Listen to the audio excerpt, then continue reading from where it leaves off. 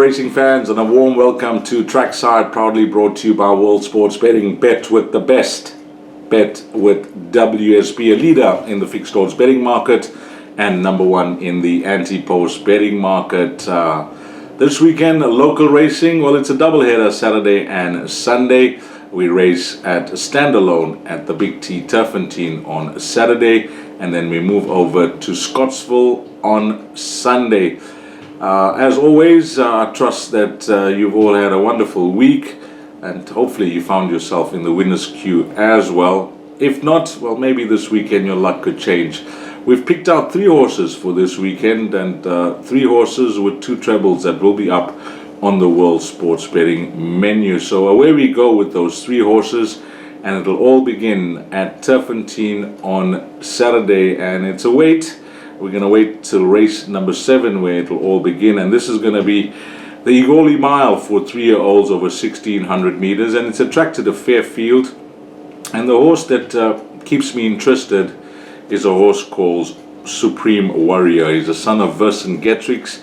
He's trained by Mike and Adam Azzi, and he's had 3 runs to date. Of course, he was a winner on debut, a very fluent winner. And then he was super impressive when he followed up at his next start over 1,450 meters. That was at Turfentine. His first 2 runs were on the inside track, where he won really well. And after that, well, the stable wanted to try him against some of the best of his generation, which was the World Sports Betting Guineas. And that day, he did attract good betting support. And I don't know what went wrong in the race. He was partnered by Grant van Niekerk. He seemed to be traveling well and up to a point, and then he faded tamely in the running. He finished some way behind, was just eased out of the race by Grant van Niekerk, and of course the winner of the first leg of the Triple Crown ended up safe passage from the Mike de Kock yard. An impressive winner as well, but this horse ran no time per race. I'm just looking at the comments in the form guide that I'm using, which is the computer form, over race blowing. So, you know, nothing really substantial about what went wrong that day, but I'm almost certain that the stable would have, you know, gone back, taking him to the stables, had a good look at him, obviously brought the veterinarian in as well. And whatever issues that they may have found with him, hopefully it's all ironed out, because that run was just 10 days ago, so he must be fit, well, and ready to take his place in this Igoli Mile. So we're just going to ignore and draw a line to that last start. It was just an inexplicable run, and hopefully he can put that run behind him. Number 2, Supreme Warrior. He's very highly rated by the stable. I can recall the interview when he won his second start in that fine style that you know, both Samanga Kumalo and the connections were very complimentary of that victory. So we'll see how he goes here. Yes, there is lots of form to work around, but I think the key to this race, the key to the outcome of the race, is his run, which you look at over 1,450 meters when he won. That day, he beat a horse called Wafif by 5.5 lengths. And then if you look at what Wafif came and beat in the Secretariat States when he was second behind Bon Vivant, he beat the likes of Litigation, Eagle Strike, and Fisher King. So on a line to Wafif, you know, all this horse needs to do is just reproduce his best form, and I think he'll have this field stone cold. Number 2, Supreme Warrior. So in summarizing, what we're going to say is, we're not going to read anything into that last start. Hopefully, all things are well with regards to his well-being. And if he brings his A game to the course, he'll be a hard nut to crack. Number 2, Supreme Warrior in race number 7, the Igoli Mile. Then we go on to race number 9, and we're staying at Turfentine, and this is over 1,200 meters. It's a classified stakes, and this filly I really like. She does take a place against the boys here, but on what she's shown to date, lightly raced 4-year-old, only having a 3rd start, I think that this race suits her perfectly. She was a debut winner back in September 2021, And that day she just jumped out, showed natural pace and speed, and was never headed. It was a start to finish victory. Won a really good race over 14.50. And I don't know the reason for the layoff, but she was given a 4.5-month break after that debut win. And her first run back, well, she was a filly that I penciled in after she won first time out, and I kept a really close eye on her. And again, she didn't lose any of that pace and speed that she showed when winning that debut. She jumped out, she got into the race early, and I think it was just a case of maybe, just maybe needing the run when she was caught late by Valencia. Now, the stable have opted to drop her in distance, and I think this could be the smart move. Just the way she races and how she enjoys racing. She's out the gates in a flash. As I mentioned, the pace and speed that she's shown. And over this 1,200 meter trip, if she, this skips at the 600 meter mark, gets a few lengths on the opposition, she's not going to be stopping over this 1,200 meter trip. She's going to be running all the way to the line.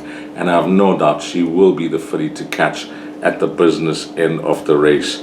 Horse number 2, Zanetto. She's an exciting prospect now that they're putting her over 1,200 meters. And I mentioned she's lightly raced. She may have issues. Some may say that is a concern because of that 4.5-month layoff. And I see it was reported that she was making some type of respiratory noise at her last start. But the fact is, with the pace and speed that she's shown over further, this 1,200 meter trip I think is going to suit her perfectly. So we're going to go confidently here with number 2, Zanetto, in race number 9. And then just the one runner that I picked out at Scottsville on Sunday. Now, I may have found one that will be priced up at decent odds. I don't have the betting, but I suspect when looking at this field, it looks like a wide open race. But I expect this filly to be way above 5-1 in the betting. And it'll come up in race number 8 on Sunday. The filly's name is Cavian's Cara, and she's trained by Nathan Cotson and will be partnered by apprentice Gabriel Peterson, who's back from a layoff. He's had an injury, and hopefully, he'll be hoping for a good day. Maybe he can ride this filly to victory for Trackside followers. This filly, she is low on confidence because she hasn't won for some time. In fact, you have to go as far back as July 2020 for her maiden victory, and since then her form has been in and out. She's had 10 starts for 3 places since winning that maiden, which has seen her merit rating drop from a high of 88, which is the highest merit rating achieved by any horse in this field, to a low MR 65. So she's come tumbling down in the ratings.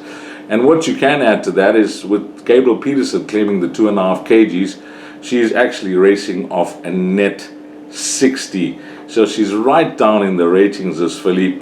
The average ratings that she's been racing against of late, 74, 69, 70, 74, 81, 81.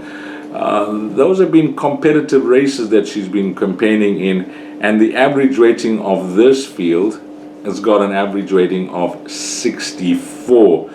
So now that she's off this low mark, the signs were there at a last start of her maybe bouncing back to some type of form of this low mark of 65, because a comeback run at a last start, she was drawn 10 out of 10. She was just dropped out to the back of the field, and then she started to catch the eye. She really started to catch the eye over the final 200 meters, making good progress through the field. To the max has come through to enhance that form line as well. And I think horse number 11, Cavian's Cara, will just be hoping to catch the right wave at the right time. Sometimes it turns out to be a run, one run too soon, maybe sometimes 2 runs too soon that you get on. But when these horses come tumbling down in the ratings, have been racing against slightly stronger, find the right type of field, you could get decent value.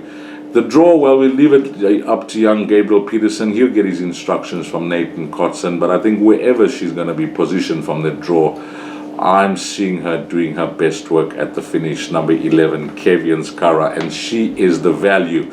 So how are we going to be playing those two trebles on the World Sports Betting menu? Well, it's simple. I said 3 to follow over the weekend. The 2 horses we really like at Turfentine on Saturday.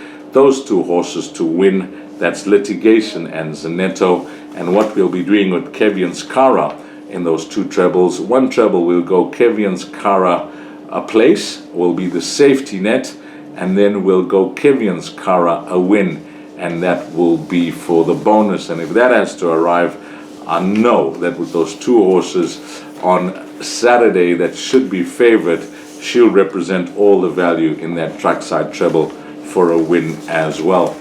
And that is a wrap of this weekend show, guys, and I hope that you're all going to have a wonderful weekend.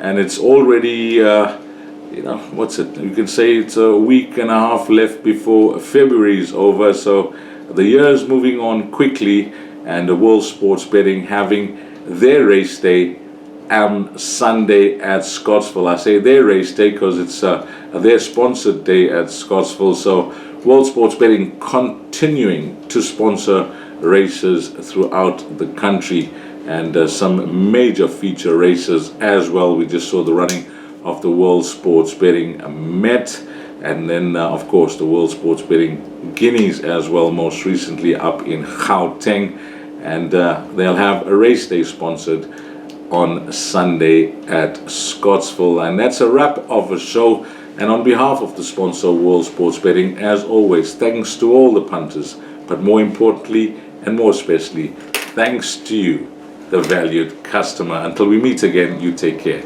Salani Gashle.